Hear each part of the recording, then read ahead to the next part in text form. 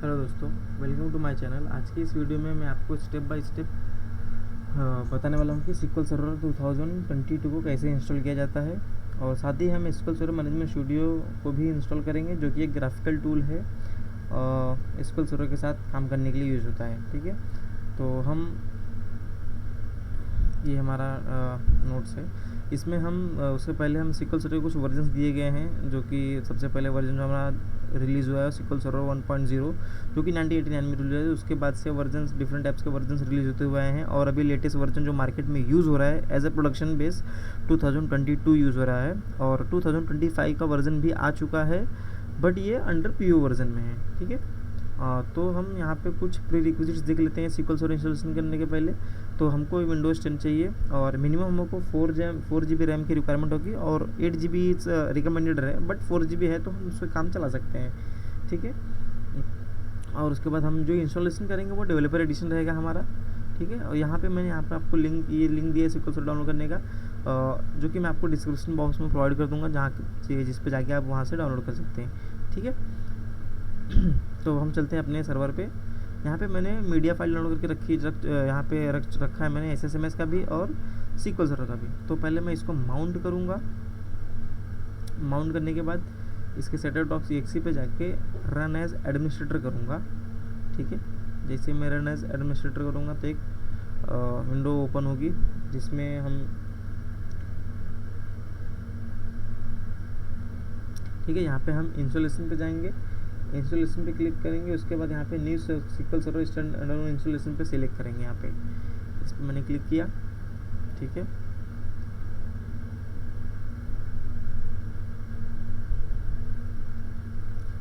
और हाँ, अब यहाँ पे हमने by default developer edition select हुआ है। हम डेवलपर एडिशन इंस्टॉल करेंगे, क्योंकि वेनेवर जब भी हम प्रोडक्शन पे काम करते हैं, उसको प्रोडक्शन काम करने से पहले हम कोई भी चीज़ें अगर UAT परफॉर्म करेंगे तो UAT सर्वर हमारा डेवलपर एडिशन ही होता है, जो कि वो उसके अंदर के सारे features as a enterprise edition ही होते हैं, बट वो डेवलपिंग के लिए यूज़ होता है, इसलिए हम डेवलपर एडिशन यहाँ पे इंस्टॉल करेंगे। उसके बाद हमने एक्सेप्ट लाइसेंस एंड टर्म्स पे क्लिक किया। ठीक है, यहाँ पे हमने शो डिटेल पे क्लिक किया, ये सारे रिक्वायरमेंट फुलफिल कर रही हैं। नेक्स्ट पे क्लिक करेंगे।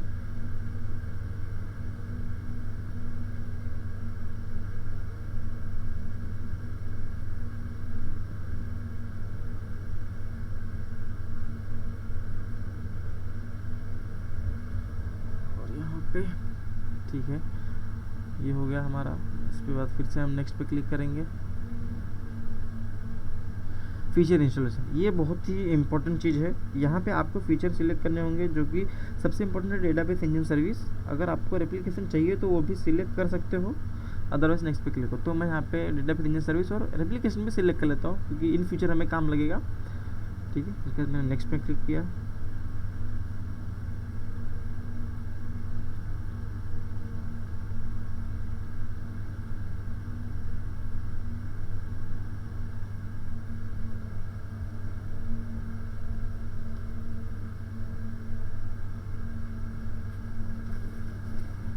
और यहाँ पे हम इसको डिफ़ॉल्ट इंस्टेंस ही देंगे। बाय डिफ़ॉल्ट SQL सर्वर में एक डिफ़ॉल्ट इंस्टेंस एक हम बना सकते हैं, और 49 टोटल एक वन SQL सर्वर के इंस्टेंस में 50 इंस्टेंस, SQL सर्वर पे 50 इंस्टेंस बना सकते हैं। एक SQL सर्वर के इंस्टॉलेशन पे 50 इंस्टेंस बना सकते हैं, जिसमें से एक डिफ़ॉल्ट इंस्टेंस होगा और 49 नेम्ड इंस्टेंस होगा। तो पहले मैं डिफ़ॉल्ट इंस्टेंस ही इंस्टॉल करूँगा।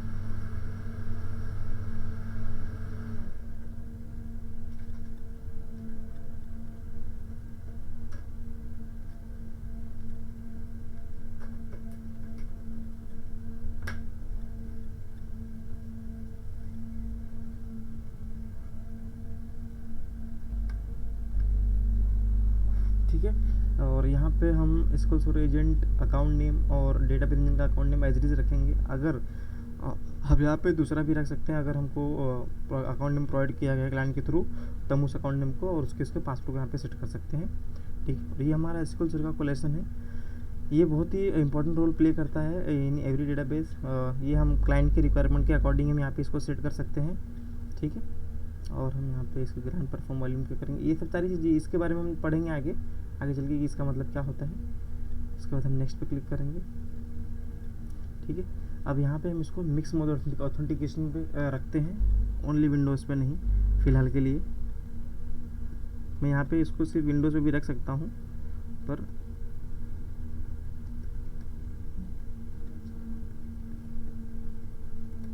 ठीक है। और यहाँ पे हम इसको इसके बाद ऐड करंट यूज़र पे क्लिक करेंगे। जिस यूज़र के थ्रू हम इंस्टॉल कर रहे हैं वहाँ पे ये यूज़र सेलेक्ट हो जाएगा। उसके बाद जो हमारा जो नेक्स्ट स्टेप रहेगा वो है डेटा डायरेक्टरीज। डेटा डायरेक्टरीज पे हम यहाँ पे जाके सेटअप यहाँ से इंस्टॉलेशन के टाइम इसलिए से करना बेटर होता है कि ताकि अगर सपोज़ हमें डेटा फाइल एक अलग फोल्डर में रखना है, लॉग फाइल एक अलग फोल्डर में रखना है, तो हम यहीं से अगर हम उसको सेटअप कर देंगे तो यहीं से वो तो हमें इंस्टॉलेशन के बाद हमें चेंजेस नहीं करने पड़ेंगे। बट मेरे केस में मैं यहाँ पे ऐसे ही रखता हूँ क्योंकि मेरे पास एक ही डिस्क है, डिस्क ड्राइव है। आप यहाँ से चेंज कर सकते हैं यूज़र डेटाबेस की डायरेक्टरी।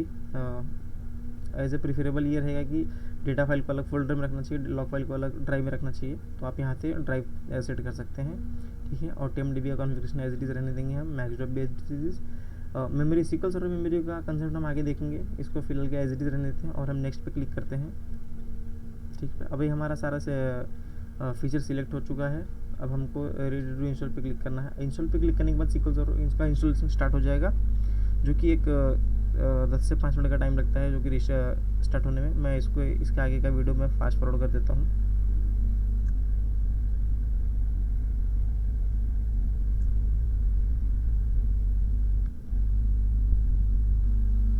तो फ्रेंड्स, जैसा कि हम यहाँ पे देख सकते हैं हमारा SQL सर्वर सक्सेसफुली इंस्टॉल हो चुका है, ठीक है। अब हम यहाँ पे इसको हम क्लोज़ करेंगे। इसको क्लोज़ करने के बाद अब हम इंस्टॉल करेंगे SSMS SQL server management studio, जिसके थ्रू हम अपने SQL सर्वर को हम कनेक्ट करेंगे, ठीक है। यहाँ पे ओपन करने के बाद इसको हम इंस्टॉल पे क्लिक करेंगे। ये एक graphical user interface tool provide करता है, जिसके थ्रू हम सारी चीज़ों को ग्राफिकली हम यूज़ करके परफॉर्म कर सकते हैं, जैसे कि डेटाबेस बनाना हुआ और भी बहुत सारी चीज़ें हैं जो कि हम आगे चल के देखेंगे। ऑटोमेशन के यूज़ के लिए भी हम इस टूल की सहायता से हम बहुत सारी चीज़ों को ऑटोमेशन के थ्रू मतलब इस टूल के थ्रू हम ऑटोमेट कर सकते हैं बहुत सारी चीज़ों को, जो कि एक सपोज़ हम चाहते हैं कि एक पर्टिकुलर इंटरवल का ऑफ टाइम पे हम रन हो, जॉब रन हो, तो सारी चीज़ें हम यहाँ पे SSMS के थ्रू हम शेड्यूल कर सकते हैं। ये वो इंटरफेस प्रोवाइड करता है।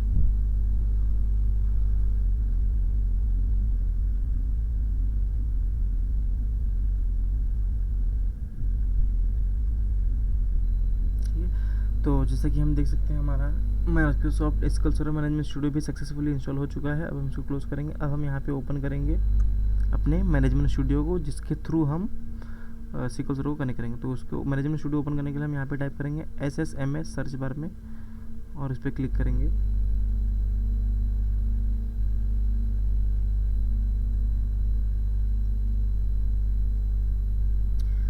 हमारा सर्च बार ओपन हुआ और यहाँ पे हमारा बाय डिफ़ॉल्ट सर्वर का नाम ये हमारा ये प्रोवाइड किया गया है। हम यहाँ पे इसको नेम इंस्टेंस के थ्रू अगर इंस्टॉल करते हैं तो हमारे नेम इंस्टेंस के थ्रू इंस्टॉल हो जाता है, बट हमने डिफ़ॉल्ट इंस्टॉल किया इसलिए उसने विंडोज़ के नेम को उसने पकड़ा है, ठीक है। अब इसको हम कनेक्ट पे क्लिक करेंगे।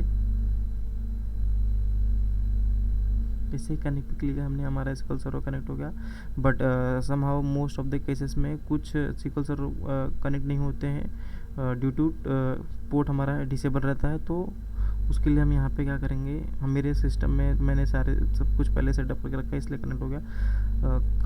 कभी ऐसा होता है कि किसी भी अगर आपके सिस्टम पे जब भी आप इंस्टॉल करोगे, अगर आप जब सर्वर को कनेक्ट करोगे तो आपको एक एरर आएगा, connection successfully establish but does not connect. तो उस केस में आप क्या करेंगे, SQL सर्वर मैनेजर ओपन करेंगे, सर्च बार में जाएंगे, टाइप करेंगे SQL सर्वर कॉन्फ़िगरेशन मैनेजर पे क्लिक करेंगे तो एक विंडो ओपन होगा। उसके बाद आप यहाँ पे जाके इसके SQL सर्वर नेटवर्क कॉन्फ़िगरेशन में जाएंगे, प्रोटोकॉल फॉर MS SQL पे जाना। अब वहाँ पे देखना है कि TCP IP इनेबल है डिसेबल है, ठीक है। जैसे वो डिसेबल रहेगा तो उसको आप इनेबल कर लेना, ठीक है। इनेबल करने के बाद सर्विस को रीस्टार्ट करेंगे, एक बार सर्विस को रीस्टार्ट कर देंगे तभी वो इफेक्टिव होगा।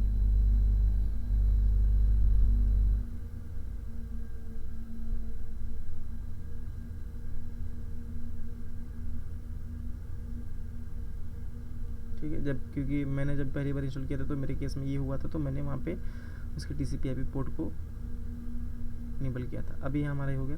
अब यहाँ पे हम इसको कनेक्ट करने के बाद यहाँ पे न्यू क्वेरी पे जाएंगे। न्यू क्वेरी पे जाने के बाद क्लिक करेंगे और यहाँ पे हम देखेंगे कि हमने जो SQL सर्वर इंस्टॉल किया है क्या वो 2022 का ही है या दूसरा है। मतलब वेरिफिकेशन के लिए हम जाएंगे तो यहाँ पे हम एक क्वेरी टाइप करेंगे, सेलेक्ट @वर्जन। इसके थ्रू हमें क्या मालूम पड़ता है कि जो हमारा जो करंट SQL सर्वर है वो कौन से वर्जन का है। तो यहाँ पे हम जैसे कि देख सकते हैं कि माइक्रोसॉफ्ट SQL सर्वर 2022 RT। यहाँ पे मैं इसको पेस्ट कर देता हूँ, यहाँ पे मैं इसको बड़ा करके आपको दिखा देता हूँ। ठीक है, यहाँ पे जो मैंने SQL सर्वर इंस्टॉल किया है वो मेरा है माइक्रोसॉफ्ट SQL सर्वर 2022। ठीक है, तो हमने यहाँ पे आज के इस नोट्स में हमने यहाँ पे रन करके भी देख लिया हमारा। सो आई होप गाइस आप लोगों को ये इंस्टॉलेशन समझ में आया होगा। अगर आपको कुछ भी इसमें डाउट आता है तो प्लीज़ मुझे आप कमेंट करिए, या फिर मैं हाँ कमेंट बॉक्स में कमेंट करिए। अगर कुछ इशू आता है तो मैं आपको तुरंत रिप्लाई दूंगा। तो आज की वीडियो के लिए गाइस फ़िलहाल इतना ही। नेक्स्ट वीडियो में हम देखेंगे कि डेटाबेस कैसे बनाया जाता है और सिस्टम डेटाबेसेस क्या क्या होते हैं, जैसे कि यहाँ पे दिए गए हैं। ठीक है, और इस सिस्टम डेटाबेस, हर एक डेटाबेस का काम क्या होता है वो सब हम पढ़ेंगे। ठीक है, तो आज की वीडियो के लिए फिलहाल इतना ही। मिलते हैं नेक्स्ट वीडियो में। अगर आपको ये वीडियो अच्छा लगा हो तो please like, share and subscribe करिए और आप अपने उन दोस्तों के साथ शेयर करिए जो कि पढ़ना चाहते हैं और वो हिंदी लैंग्वेज में, इंग्लिश प्रॉपर समझ में नहीं आती पर वो हिंदी लैंग्वेज में पढ़ के चीज़ों को आगे अपने करियर को ग्रोथ कर सकते हैं। ठीक है, थैंक यू।